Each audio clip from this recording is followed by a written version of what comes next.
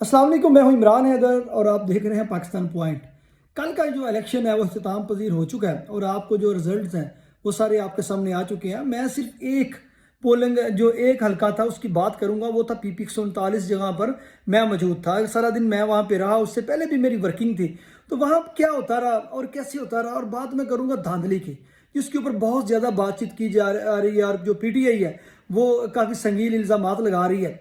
और क्या मुस्लिम लीग नून ने वाकई धांधली की है, एक तो अहम ये बात है। दूसरी बात ये है कि मुस्लिम लीग नून वहाँ पे कामयाब कैसे हुई और पाकिस्तान तरीके इंसाफ से वहाँ क्या क्या गलतियाँ हुई हैं।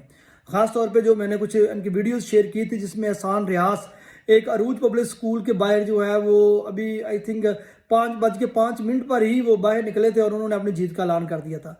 उनको अपनी जीत का कैसे पता चला, इसके पीछे भी बड़ी इंटरेस्टिंग स्टोरी है। फिर एजाज हसन भट्टी उसके बाद वहाँ पर आए, उन्होंने वहाँ पर जो कहा, अरशद महमूद मंडा साहब वहाँ पर आए, उन्होंने जो कुछ कहा उसके पीछे एक्चुअली स्टोरी क्या है ये जो, और मुस्लिम लीग नून की जो वाजिया कामयाबी है, इतनी बड़ी बढ़तरी जो उन्होंने हासिल की है पीपी 139 में, ये कैसे मुमकिन हुई है, इसके ऊपर बात करेंगे। और डिटेल के साथ मैं आपके साथ, आपको पता है चाहे जो कुछ भी हो, मैं आपके साथ तमाम वो एक्सपीरियंसेस शेयर करूंगा जो कल मैंने देखे, अपनी आंखों से देखे हैं, और धांधली जहां जहां भी हुई है और जिसने की है और कैसे की है, ये सारी चीज़ें मैं आपके साथ शेयर करूंगा। तो उससे पहले जो है चैनल को लाइक और सब्सक्राइब ज़रूर कीजिएगा। आइए हम इसको शुरू करते हैं।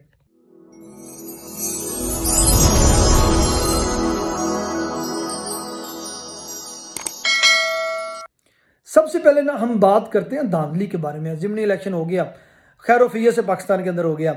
सबसे पहले जो है मैं बात करूंगा धांधली की। तो एक बात तो है, जारी बात है, हम अब जो है काफ़ी इलेक्शन देख चुके हैं। एक बात तो यकीनी है, जो जमात जो है वो धांधली कर लेती है तो वो कहती है कि हमें अवाम ने वोट दिए, और जो जमात धांधली नहीं कर पाती वो धांधली का शोर पाकिस्तान में मचाती है। ये एक अटर रियलिटी है।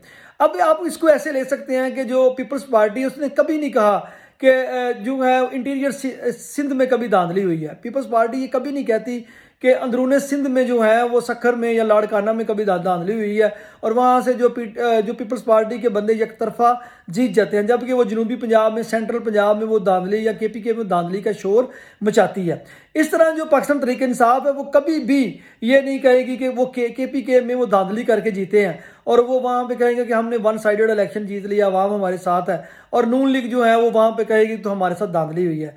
इस तरह ये जो ज़िमनी इलेक्शन नून लीग ने जीता है पंजाब में, नून लीग तो ये कभी नहीं कहेगी कि हम धांधली से जीते हैं, लेकिन जो है वो पीटीआई कहेगी कि हमने धांधली की है।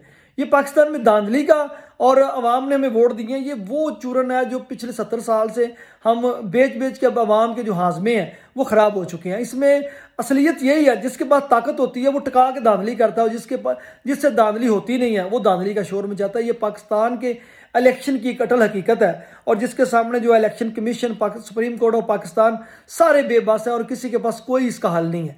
इसको हम देख रहे हैं। बहरहाल मैं आता हूँ अपने टॉपिक की तरफ। जो टॉपिक है पीपी 139 के अंदर कल हुआ क्या। यकीन करें, अगर मैं एक जो चीज़ मैंने नोट किया, क्योंकि इस हल्के के अंदर मैंने सर्वे भी मुकम्मल किया, काफ़ी चीज़ें, मैं काफ़ी दिन यहाँ पे मैं वर्किंग करता रहा, और इससे पहले भी मैंने जनरल इलेक्शन में यहाँ पे वर्किंग की। जो मेरा ग्राउंड जो एक्सपीरियंस है, अगर आप पिछला इलेक्शन देखते हैं ना, पिछले इलेक्शन में जो तरीके इंसाफ है वो 17-18 हज़ार वोट, 1700-1800 वोट से हारी थी, और वो तरीके इंसाफ का कहना था कि हमें इलेक्शन हराया गया, हम तो इलेक्शन ये जीत गए थे। बहरहाल इतना फ़र्क था, और अब तो जो है वो फ़र्क हज़ारों में 14-15 हज़ार पे फ़र्क पहुँच गया। जबकि तरीके जो तहरीक है, करेन वाले हैं, उनके साथ क्या हुआ है, उनका तो पीछे अच्छा खासा वोट था, 14-15 हज़ार था, और उनको सारा 47-48 वोट डाला, उनका 11-12 हज़ार वोट ही गायब हो गया। तो ये इस इलेक्शन में जो अटल हकीकतें हैं ये है। और दूसरी बात इसमें अहम ये हुई है कि अगर ये इलेक्शन फेयर एंड फ्री होता ना, अगर ये ज़िमनी इलेक्शन फेयर एंड फ्री होता, पहली बात तो ये है कि आवाम ने इस इलेक्शन को बुरी तरह मुस्तरद कर दिया। तकरीबन 2 लाख वोटर ने अपना जो हक राय दही इस्तेमाल करना था पीपी 139 के अंदर, लाख जतन करने के बावजूद भी सारा 87-88 हज़ार वोट कास्ट हो चुका है। और वो भी अगर यहाँ पर जो चमत्कार किए गए हैं, यहाँ पे जो दत्थे डाले गए हैं, अगर वो ना डाले जाते तो मैक्सिमम 40 से 45 हज़ार वोट डलना था। 50 हज़ार की फिगर कभी भी क्रॉस नहीं होनी थी। ये अगर फेयर एंड फ्री कभी पाकिस्तान में इलेक्शन हो जाए ना, तो 45 से 50 हज़ार से ऊपर इस हल्के के अंदर वोट कास्ट नहीं होना था। ये एक बात आप नोट कर लें। दूसरी बात यह है कि जो धांधली तो हुई है, धांधली खास तौर पे मैं आपको जो अरूज पब्लिक स्कूल है उसकी मैं आपको स्टोरी बता देता हूँ। उसकी स्टोरी क्या हुई है। अरूज पब्लिक मैं क्योंकि यहाँ हल्के में मौजूद था और मेरे पास जो मेरे सोर्सेज थे, मैं मुख्तलिफ जो पोलिंग स्टेशन था सोर्सेज की इन्फॉर्मेशन पे सिर्फ मैं विजिट कर रहा था। मैं वैसे जो है वो मैं जो विजिट नहीं कर रहा था।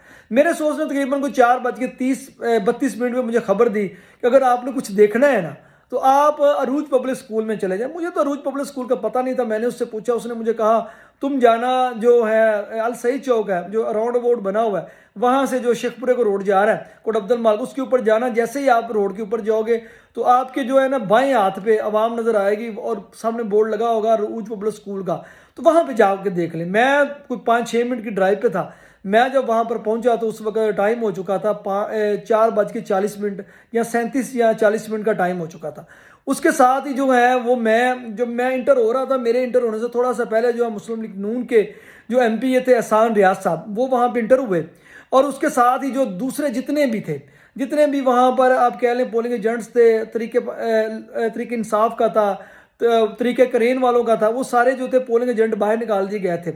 आप ये अंदाज़ा करें कि एहसान रियाज साहब तकरीबन जो हैं वो इंटर हुए हैं, ये 37-38 मिनट पर आई थिंक इसके आगे पीछे जो है वो इंटर हुए हैं। और जो है वो बाहर निकले हैं तब जब 5:05 हुए हैं, तब वो 5:05-6 पे वो बाहर निकले। अंदर वो 30-35 मिनट रहे हैं और इस दौरान जो है बाकी जितने भी पोलिंग एजेंट थे वो बाहर थे। और जब पीटीआई को इसका पता चला, अरशद महमूद मंडा साहब पहले बंदे थे जो 4:55 पे वहाँ पे पहुँचे। जब 4:55 पे पहुँचे, अंदर दाखिल हुए हैं लेकिन वहाँ पे उनकी कोई दाल नहीं गल सकी, तो वो बाहर आके जो इंटरव्यू मैंने शेयर किया वो साथ चल रहा है, वो आपने देखा। तो उसके बाद उनके जाने के बाद फौरी तौर पर जाज़िम भट्टी साहब आ गए और जब अरशद मंडा साहब बाहर निकले तो एहसान रियाज साहब जो हैं वो वहाँ से मुस्लिम लीग नून के शेर के नारे लगाते बाहर निकले। और उससे पहले क्योंकि वो मिशन पूरा हो चुका था, उन्होंने मिशन पूरा करके बाहर निकल चुके थे और जो कुछ भी पाकिस्तान के अंदर जिसका दाव लगता है वो लगाता है। तो पीटीआई बेचारी जो थी वो बेबस थी, इतनी बेबस थी कि पीटीआई वाले कुछ नहीं कर सके। और ना तो पीटीआई वाले अच्छा इलेक्शन, इसके ऊपर मेरा एक अलहदा वीलॉग आएगा कि पीटीआई के फेलियर की वजह नून लीग सिर्फ नहीं थी। नून लीग ने किसी पीटीआई के ऊपर इस दफ़ा क्रैकडाउन नहीं किया, बंदे नहीं पकड़े, पर्चे नहीं किए, घरों में पुलिस नहीं गई, ये सारी चीज़ें हुई हैं जो हैं वो पीटीआई के ऊपर जो है इतना क्रैकडाउन नहीं किया। लेकिन फिर भी पीटीआई जनरल इलेक्शन से बुरा इलेक्शन इन्होंने पीटीआई वालों ने लड़ा है। इसकी बड़ी लंबी वजूहत हैं, उसके लिए मैं अलहदा वीलॉग इसके बाद मैं आपके साथ शेयर करूँगा।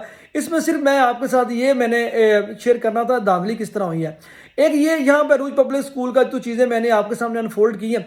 इसके अलावा अगर आप एक फैसपुर जो है खुर्द का जो पोलिंग स्टेशन है उसकी बात हो रही है, इसके अलावा अगर आप मैं अंदरून जो है कोट अब्दुल माल की नहीं बात कर रहा, मैं सिर्फ 17 उन पोलिंग स्टेशन की बात कर रहा हूँ जहाँ से पीटीआई पिछली दफ़ा इलेक्शन जीती थी और इस दफ़ा उन जगहों से 250 से लेकर 400 वोटों तक हारी है, बल्कि कहीं तो लीड 500, 600, 700 तक गई है। तो यहाँ पर कैसे हार गई है, ये एक बड़ी इंटरेस्टिंग स्टोरी है। इसके जो है पीछे भी जो है एक एक्सरसाइज है। आप सिर्फ अभी कोई बंदा इसके पीछे कोई जानना चाहे, जो बंदा इलेक्शन लड़ता है या इलेक्शन को ऑब्जर्व करता है उसको पता है कि देहात के अंदर जो है ना वो हमेशा कोई 50-100 का फ़र्क होता है। अगर पिछली दफ़ा किसी गांव से नून लीग जीती है 100 वोट से, तो अगली दफ़ा अगर पीटीआई वहाँ से जीतेगी तो वो 50 वोट से जीतेगी या 70 वोट से जीतेगी। देहातों में कभी 5-5, 6-6 वोटों से जमातें नहीं जीत सकती वहाँ पे, क्योंकि लोगों के धड़े होते हैं, बरादरीज़म ये वो। अभी तक पाकिस्तानी अवाम इस तकसीम से बाहर नहीं निकल सकी, इतने लंबे वोटों से कोई जीतता नहीं है। हमेशा जो है चंद एक वोटों का फ़र्क होता है और उन्हीं कभी किस पार्टी जीत जाती, कभी कोई पार्टी जीत जाती। ये अज़ल से हमारे देहातों का यही जो है वो वतीरा रहा है। इस दफ़ा पिछले जनरल इलेक्शन में अगर आप अटारी से लेके कोट अब्दुल माल से पहले तक या फैज़पुर खुर्द गिर्द गिर्द के जो गाँव हैं ये सारे आप देख लें, पिछली दफ़ा यहाँ से पीटीआई कितनी लीड से जीती थी, कि इन देहात से कितने कितने वोटों से जीती थी, और इस दफ़ा पीटीआई कितने कितने वोटों से आ रही है और उसकी वजूहत क्या है, ये सारे जो उन देहातों में लोग हैं इर्द गिर्द सब लोगों को पता है। लेकिन इस दफ़ा जो है मैंने जो इलेक्शन देखा है, नून लीग ने इलेक्शन डे बेहतर परफॉर्म किया पीटीआई की बानिस्बत। अब बात आती है कि धांधली की, भाई जिसके पास वसाइल होते हैं, जिसके पास पाकिस्तान में ताकत होती है नजरिए की, या फेयर एंड फ्री इलेक्शन तो पाकिस्तान में होते नहीं हैं, ये आपको भी पता है, हमें भी पता है। तो ये अगर मेरी इस बात के ऊपर कोई अगर एक्शन लेना चाहे इस चीज़ के ऊपर जो है वो इसको इन्वेस्टिगेट करना चाहे, तो यकीन करें जितने भी आपने पोलिंग प्रेजेंटिंग जो थे यहाँ पर पोलिंग एजेंट्स थे या प्रिजाइडिंग ऑफिसर्स थे, इलेक्शन कमीशन का अमला था या मुतल्लिका एसएचओज थे, उनसे पूछ लें, उनसे सुप्रीम कोर्ट में हल्फन उनसे बयान लें कि उस दिन क्या हुआ, आपने क्या देखा, और आपने ये अल्लाह को हाज़िर नाज़िर जान के क्या ऑफ द रिकॉर्ड ये बयान देने हैं।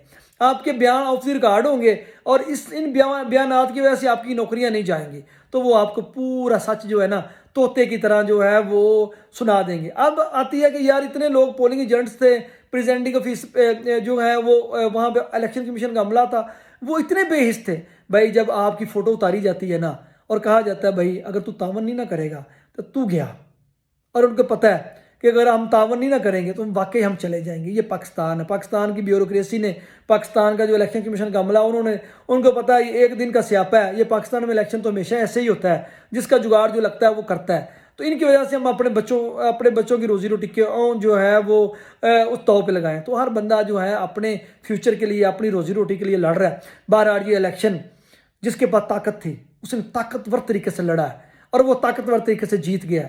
जिसके पास ताकत नहीं थी वो पंजे मारता रह गया ताकत के हसूल के लिए। और जिनके पास आज ताकत नहीं है, कल जब इनके पास ताकत आएगी तो ये भी इसी तरह इलेक्शन लड़ेंगे। जब तक पाकिस्तान के अंदर अदारे आज़ाद नहीं होते, जब तक पाकिस्तान के अंदर जमहूरियत जो है वो अपने एक आज़ादी की तरफ नहीं आती, जब तक पाकिस्तान का इलेक्शन कमीशन आज़ाद नहीं होगा, सुप्रीम कोर्ट आज़ाद नहीं होगा और पूरी चीज़ें न्यूट्रल नहीं होगी, तब तक जिसके पास ताकत होगी, वो ताकत पीपल्स पार्टी के पास हो सिंध के अंदर, वो ताकत अब नून लीग के पास पंजाब के अंदर हो, वो ताकत KPK में PTI के पास हो, वो सब हर जगह पे अपनी ताकत का जो है वो इस्तेमाल इसी तरह करेंगे और उनकी ताकत का निशाना बनने वाले इसी तरह बगैर जो नाखूनों के पंजे मारेंगे और अपने ज़ुबानों के नीचे जो अपने दांतों के नीचे ज़ुबान रख के इसी तरह बेचारे जो हैं वो अफसुर्दगी का और बेबसी का और लाचारगी का इजहार करेंगे। चाहे वो कितने भी ताकतवर हों, उनके कितने बड़े डेरे हों, उनकी कितनी बड़ी गाड़ियाँ हों, उनके कितने बड़े गार्ड हों, आखिर उन्होंने लाचारगी का इजहार ही करना है, क्योंकि सिस्टम के सामने कोई भी नहीं खड़ा हो सकता और सिस्टम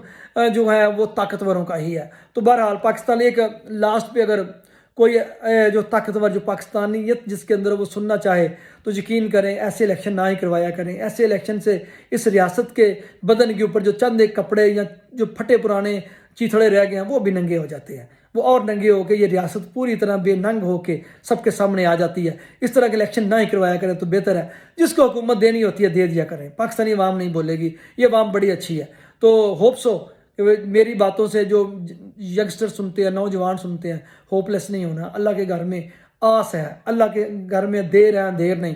बनी इसराइल ने भी सैकड़ों साल जो है वो अपने मसीहा का इंतज़ार किया था, सारी कौमें करती हैं और भाई आप भी अपने मसीहा का इंतज़ार करो। इसके साथ ही मुझे इजाज़त दो, अल्लाह हाफिज़।